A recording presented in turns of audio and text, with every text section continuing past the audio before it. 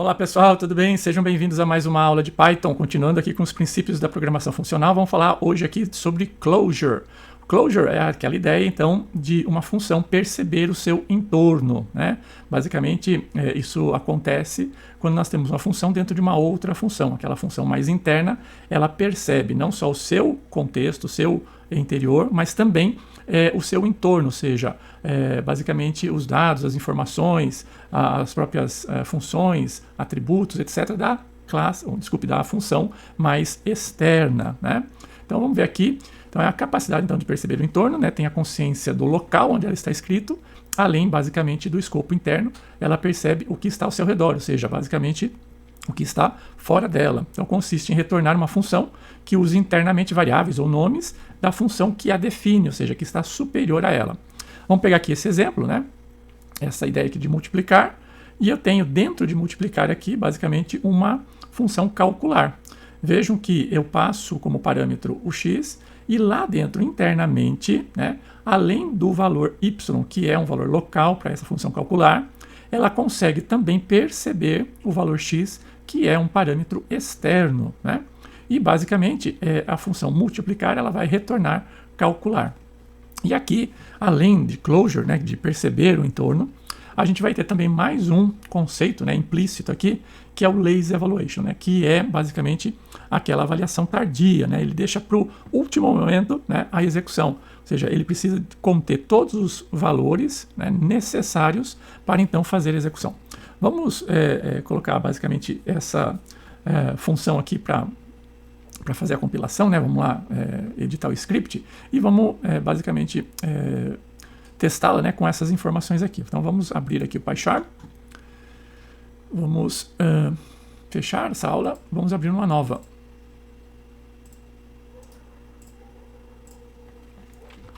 Aula 107.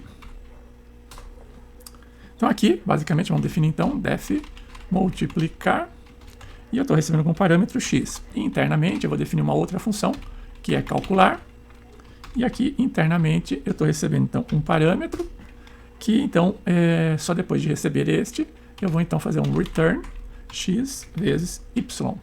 Muito bem. E aqui então eu vou retornar return calcular. Muito bem. Então vejo, né, a gente viu na aula passada, né, um princípio que uma função poderia receber como parâmetro uma função e também retornar. Aqui é o caso do retorno, né, de uma função, ok? Então vamos agora aqui, basicamente, calcular que o dobro recebe multiplicar por 2, certo? E o triplo vai receber multiplicar por 3. Opa, multiplicar por 3. Muito bem. Vamos imprimir aqui, print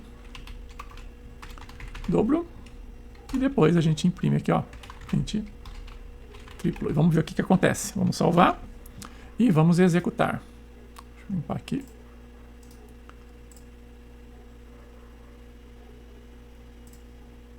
Vamos limpar, vamos executar.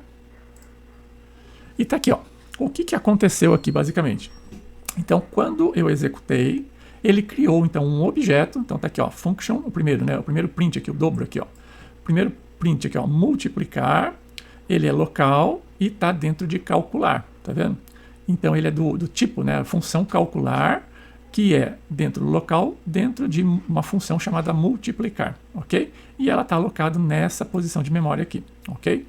E o outro, triplo, né, basicamente multiplicar, 3, né, ela está aqui, também alocada numa posição de memória do mesmo tipo calcular, que está dentro de multiplicar, ok? Mas, ou seja, ele só me retornou o ponteiro, não executou. Por que ele não executou? Porque eu passei apenas um parâmetro para ele, né? Só o 2 aqui. Então, o que ele fez? Ele pegou esse parâmetro e está aqui, basicamente, com esse parâmetro aqui, está esperando o segundo parâmetro. Só quando eu passar, né, basicamente, o próximo parâmetro para ele, é que efetivamente ele vai, então, calcular. Vamos ver o que acontece? Olha só. Então, aqui, né? A gente vai ter que passar, então, aqui, basicamente, olha, mais um parâmetro, tanto para o dobro quanto para o triplo, né? Aí sim, ele vai executar. Esse é um conceito, né, chamado de lazy evaluation. Ele aguarda até ter todas as informações necessárias para daí sim, basicamente, executar. Então, aqui a gente poderia aqui, imprimir novamente, né? Agora sim, passando lá, o dobro de 4 a gente passou já o 2, certo? Então a gente quer o dobro, muito bem, quer multiplicar por 2. O que a gente quer multiplicar por 2? O 4. Então 4 vezes 2, 8, não é isso? Então a gente passa aqui, olha, o dobro, e aí a gente passa o segundo parâmetro, que é o 4, ok? Muito bem. E a mesma coisa vai ser o quê? O triplo, né?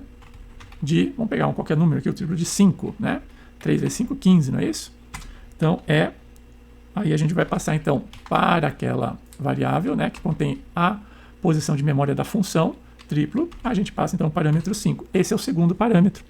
Tanto o 4 quanto o 5, que eu estou passando o dobro e o triplo aqui, são os dois outros parâmetros que aquela função estava aguardando. Aí sim ela vai ter condições para executar e me dar o valor. Vamos ver aqui. E está aqui, ó. O dobro de 4 é 8. Então ela pegou o primeiro parâmetro aqui, que é o 2, né? E aí multiplicou por 4. Basicamente é isso que ela está fazendo. E o 5 multiplicou por 3, né? Então aí está o conceito, não só de closure, né? Mas também de lazy evaluation, né? Então ela percebe, né, o entorno, ela aproveita então dados que estão numa função mais externa e ela só executa quando tem os dados em mão. Ok, pessoal? Então é isso por hoje, né? A gente volta na próxima aula com um novo conceito. Vejo vocês até lá. Tchau!